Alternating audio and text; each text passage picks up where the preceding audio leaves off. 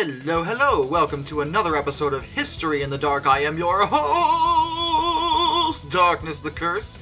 And before we begin, as always, thank you so much to my generous patrons, my British rail critics, and of course, my underwater train finders.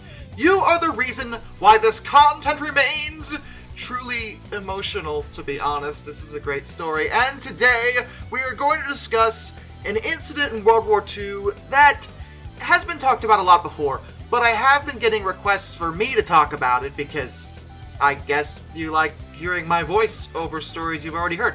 So today we are going to discuss the incident where a German pilot spared an American bomber.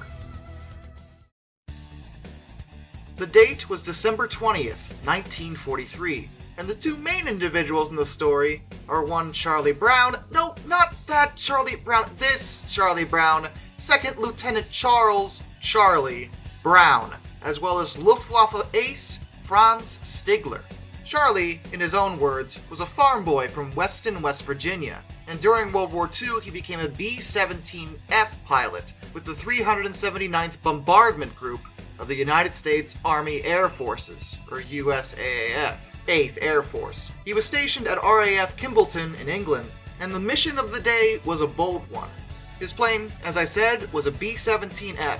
B-17s in general are known for being amazing bombers. They were immensely good at what they did, and they were incredibly sturdy, which will become relevant later. If there's anyone out there who's familiar with World War II aviation, you might be wondering, alright, what was the plane's name? Back then, nose art, as well as naming aircraft, was routine in the United States Armed Forces. In fact, many militaries allowed it.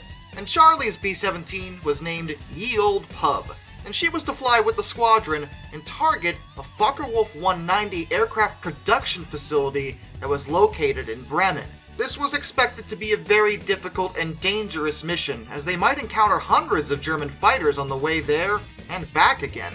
Bremen was also guarded by at least 250 flak guns. And to top it all off, Charlie's crew was assigned to fly in what was known as Purple Heart Corner. It was a spot on the edge of the formation that was considered especially dangerous because the Germans tended to target the edges of bomber formations, not straight through the middle. But 3 bombers actually had to turn back because of mechanical problems, and Brown was told to move up to the front of the formation during the trip. At the time, Ye Olde Pub's crew consisted of Charlie, Second Lieutenant Spencer G. Pinky Luke, who was his co-pilot, Second Lieutenant Albert A. Doc Sadok, who was the navigator, Second Lieutenant Robert M. Andy Andrews, who was the radio operator and bombardier, Sergeant Bertrand O. Frenchy Palumbe, who was the top turret gunner and flight engineer, Sergeant Richard A. Dick Pichout, who was the radio operator, Sergeant U.S. Eckenrode, who was the tail gunner, Sergeant Lloyd H. Jennings, left waist gunner, Sergeant Alex Russian Yelasanko, right waist gunner, and Sergeant Samuel W. Blackie Blackford, who was the ball turret gunner. Ye Olde Pub committed to her 10-minute bomb run while flying at around 8,320 meters, or 27,300 feet, with an outside air temperature of negative 60 degrees Celsius. That's negative 76 degrees Fahrenheit. Before the bomber actually released its bomb load, fire from flak cannons had shattered the plexiglass nose of the plane and knocked out the number 2 engine and damaged the number 4 engine. The number 4 engine in particular was already malfunctioning before they'd even reached their target. It had to be throttled back to prevent it from overspeeding. The damage to the craft had slowed the bomber greatly, and Charlie was unable to remain with his formation and fell back behind. Because of this, he came under sustained enemy attacks, not just from the flak cannons, but also from over a dozen enemy fighters, which were a combination of Messerschmitt Bf-109s and Focke-Wulf 190s. The fighters pelted the Olde Pub for more than 10 minutes. Further damage was sustained, including the number 3 engine, which reduced it to only half power. With that issue, it meant that Ye Olde Pub, at best, would have only been operating at 40% its total rated power available. The internal oxygen, hydraulic, and electrical systems were also damaged, and she lost half her rudder and port side elevator. Oh, and the nose cone, because why not? Though the crew of Ye Olde Pub was trying to fire back, many of her guns had jammed, likely at least partially because of the loss of many onboard systems, and this caused frozen firing mechanisms. Many of the crew wound up wounded during the attack, and the tail gunner, Ye Olde, had actually been killed by a direct hit from a cannon shell. Yelisenko was critically wounded in the leg by shrapnel. Blackford's feet were frozen. Petchout had been hit in the eye by a cannon shell. Charlie was wounded in his right shoulder. They actually had morphine on board, specifically to help with pain, but they couldn't even get that relief, as the Surrettes had frozen, and this complicated first aid efforts by the crew. Oh, and the radio was destroyed. Really, everything was going wrong, and yet Charlie was able to keep the B-17 in the air. Ye Olde Pub trucked along, awkwardly and barely able to fly, but along she went. They discussed the possibility of bailing out of the aircraft because she was in horrible shape, but the problem was Yelisenko. He wouldn't be able to make a safe landing with his leg injury, and the crew was unwilling to leave him behind, so they flew on. About that time, Ye Olde Pub was spotted from the ground by more German men at an airfield, and this included Franz Stigler. He was an ace pilot with 27 victories to his name, and he was in the process of refueling and rearming at the time. Dutifully, he took off in his Messerschmitt Bf 109, even though it actually at the time had a 50 caliber bullet embedded in its radiator, which may have risked his engine overheating, but he still took off anyway. And he quickly caught up with Brown's plane because despite the bullet, his 109 was in much better condition than Ye Olde Pub. He was able to actually see into the damaged bomber's airframe through the holes that were torn by flak and machine gun fire. He saw the injured and incapacitated crew, and even though his duty was technically to fire, he just couldn't do it. At the time, he recalled the words of one of his commanding officers when he was with JG-27, Gustav Rodel, who was also an ace pilot. During his time fighting in North Africa, Rodel had turned to his subordinates, which included Stigler, and said, "If I ever see or hear of you shooting at a man in a parachute, I will shoot you myself." To Stigler, at that time, this was about the same thing. It's important to remember that many of the German military men weren't necessarily Nazis. Their country was at war, they fought for their country, and a lot of them didn't even know about the atrocities that were committed until after the war was over. As a result, many of them fought with some level of dignity and honor, and for Stigler, shooting down Ye Olde Pub at that moment just didn't sit right with him. He was an ace pilot, and he'd shot down many planes before, but this wouldn't be a fair fight. This wouldn't be a fight at all. It would not be a battle held between honorable warriors fighting for what they believed in. It would be an execution. So, instead of firing, Stigler flew alongside Ye Olde Pub.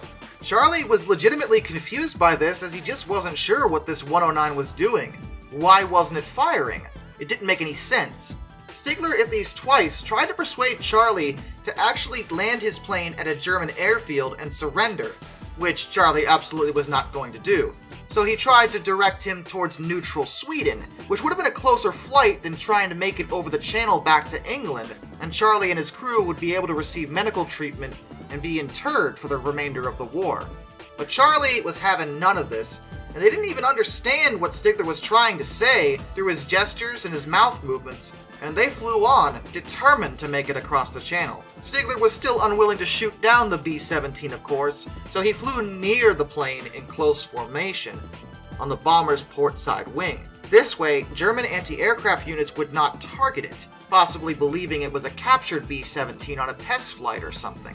And Stigler escorted the damaged Ye Olde Pub across the coast until they reached open water. Charlie and his crew were still pretty unsure of what Stigler was trying to do, and he ordered that his dorsal turret gunner actually target his guns on Stigler, but not to fire, just to make it clear that they wanted him gone. Stigler understood this message quite well. He gave a salute and parted ways with Ye Olde Pub. Incredibly, and what had to be a testament to both Charlie's skills as a pilot and the B-17's incredible construction, Ye Olde Pub made it back across the North Sea, which was 250 miles by the way, and landed the plane at RAF Seething. With the sole exception of Eckenrode, the entire crew of Ye Olde Pub would survive, and they would all survive the war. Charlie went on to complete a full combat tour, and when he landed, he did tell his officers about what had happened, but he was told to keep his mouth shut about it, because they didn't want any positive sentiment being built about enemy pilots, lest damaged bombers hold their fire on incoming fighter planes hoping to be rescued in much the same way. In war, a common tactic by pretty much every country's armies is to dehumanize the enemy. You don't think of them as people, you think of them as targets. It's a conditioning method that makes more effective soldiers. Brown's story made it very clear that at least one of the German pilots was in fact a man with feelings and emotions and capable of showing mercy. But he followed his orders and remained silent about the subject for years. Stigler didn't even say anything to his commanding officers, as he knew that if a German pilot had spared the enemy while in combat, he would be court-martialed pretty readily. He later served as a Messerschmitt Me-262 jet fighter pilot until the end of the war. After World War II was over, Brown returned home to West Virginia and attended college.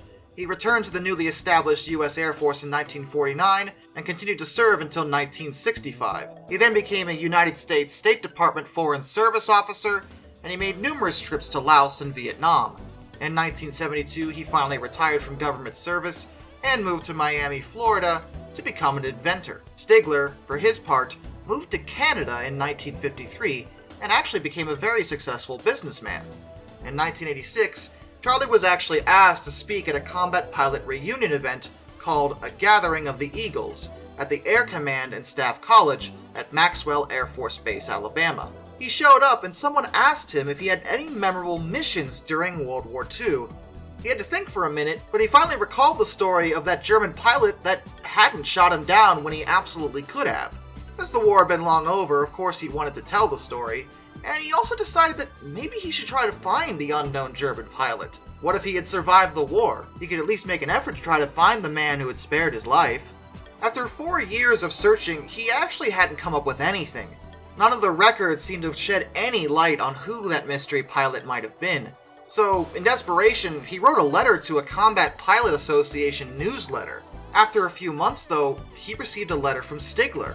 Stigler identified himself as the one who had spared him, and they talked on the phone. Charlie asked Stigler to describe the situation from his perspective, and when he started explaining what had happened, he knew Stigler was the pilot.